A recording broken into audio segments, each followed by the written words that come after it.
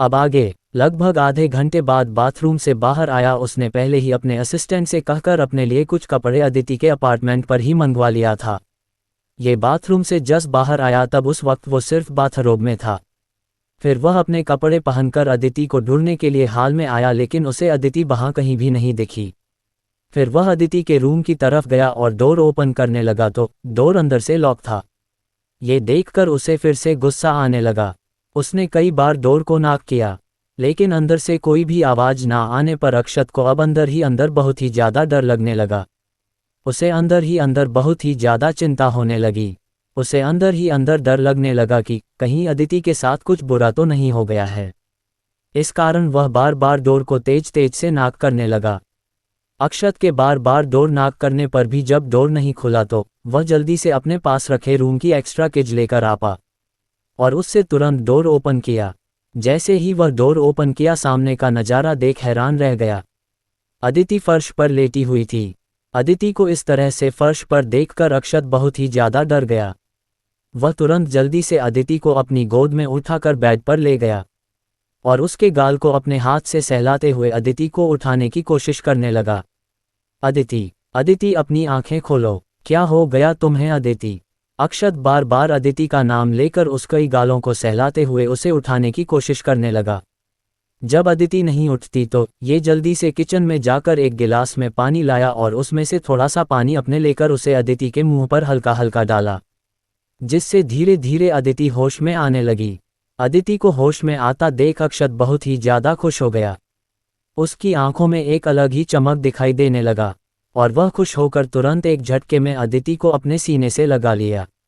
अदिति, जो कि अभी ही होश में आई थी, वो अक्षत को अचानक ऐसा करता देख हैरान रह गई और फिर वो अजीब सा मुंह बनाने लगी। तुम्हें पता भी है तुम्हें ऐसे देखकर मुझ पर क्या गुजरा है? जान निकाल दी थी तुमने तो मेरी। तुम ठीक फील कर रही हो ना? मैं बहुत ज़्यादा घबरा गया था तुम्हें इस तरह से देखकर। और तुम फर्श पर क्यों लेटी हुई थी? अक्षत एक साथ में लगातार अदिति से सवाल पर सवाल पूछे ही जा रहा था। वह अदिति को बोलने तक का भी समय नहीं दे रहा था और वही अदिति अभी भी अक्षत की बाहों से खुद को छुड़ाने की कोशिश में लगी हुई थी, लेकिन अक्षत की पकड़ उस पर बहुत मजबूत भी, इस कारण अदिति खुद को उससे छुड़ा नहीं पा रही थी। अभी तक तो मुझे कुछ नहीं हुआ है, लेकिन अगर जल्द ही आप मुझे नहीं छोड़े तो पक्का मेरी जान जरूर निकल जाएगी। अदिति खुद को छुड़ाने की कोशिश करते हुए अक्षत से मुंह बनाकर बोली। अक्षत अदिति की बात सुन धीरे से उसे खुद से अलग किया तो अदिति तुरंत एक झटके में उससे दूर कर बेड पर से उठने लगी। वह बेड से उतर रही थी कि तभी अचानक उसके पैर लड़खड़ाए और लड़खड़ाने के कारण वह गिरने ही वाली थी कि अक्षत ने तुरंत आगे बढ़कर उसे अपने मजबूत हाथों से पकड़कर गिरने से बचा लिया। तुम बिल्कुल भी मेरी कोई बात नहीं सुनती ना? तुम्हें हमेशा अपने मन का ही करना है। अगर मैं तुम्हें अभी नहीं बचाता और तुम गिर जाती तो? अक्षत गुस्से से अदिति पर चिल्लाते हुए बोला। अदिति को अक्षत का इस तरह से गुस्सा करना अच्छा नहीं लगा। गिर जाती जो क्या? हाँ, तुम्हारे बच्चे भी कुछ हो जाता ना? यही कहना चाहते हो? मुझे अच्छे में पता है तुम्हें सिर्फ अपने बच्चे की फिक्र है। अगर कार को कभी ऐसा सिचुएशन आया कि तुम्हें मुझमें और मेरे बच्चे में से किसी एक को चुनने के लिए कहा गया तो तुम अपने बच्चे को ही चुनोगे। पर एक बात कान खोल कर सुन लो मिस्टर अक्षत, मैं अपने बच्चे को कभी भी तुम्हें नहीं दूंगी। ये सिर्फ मेरा बच्चा है, समझे तुम? अदिति अक्षत को खुद से दूर करते हुए गुस्से में उसकी तरफ उंगली दिखाते हुए बोली और फिर वह सीधे बाथरूम में चली गई। अक्षत बाहर साहा जस गुस्से में अदिति को जाते हुए देखता ही रह गया। उसे तो कुछ समझ में ही नहीं आ रहा था कि यह अदिति को कैसे समझाए, कैसे उसकी गलतफहमी को दूर करें कि उसके लिए वह दोनों ही बहुत इंपॉर्टेंट है। वह अपना सिर पकड़कर वहीं बेड पर बैठ गया। दूसरी तरफ हॉस्पिटल में कबीर अदिति को देखते हुए नींद के आगोश में चला गया। दोनों ही गहरी नींद में सो रहे थे। ना जाने क्यों कबीर को अजीब की रह रहकर बेचैनी सी हो रही थी।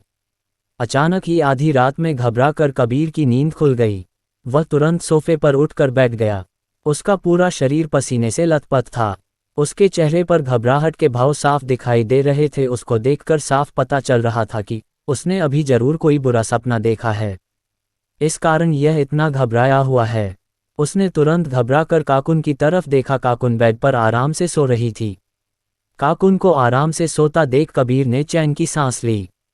अब कबीर को इस तरह से चैन की सांस लेता देखकर यही लग रहा था कि मानो उसने जो सपना देखा था उसमें जरूर उसने काकुन को लेकर बहुत बुरा देखा था।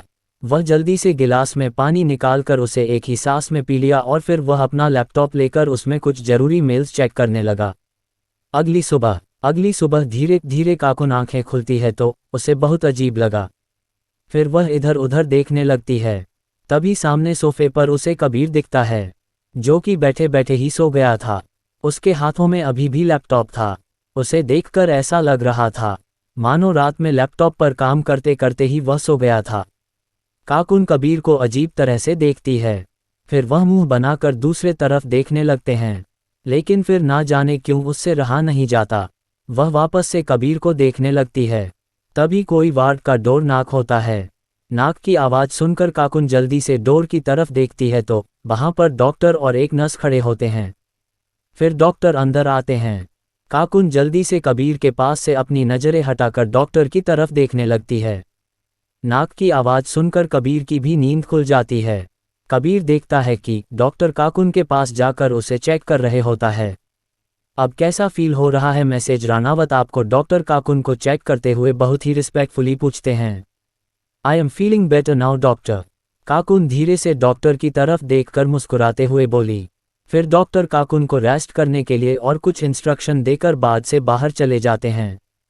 Good morning wifey. डॉक्टर के बार्ड के पास से बाहर जाने के बाद कबीर काकुन के पास जाकर बहुत ही प्यार से उसे विश करता है और फिर उसके बाद कबीर काकुन के गालों को चूम लेता है। फिर मुस्कुराते हुए कबीर वहां से सीधे वॉशरूम में चला जाता है। वही काकुन हैरानी से कबीर की तरफ देखती रह जाती है। To be continued. मेरी स्टोरी को लाइक, कमेंट्स और अपने रिव्यू देना ना भूले। पल्स मिलते हैं नेक्स्ट पार्ट में। Bye bye.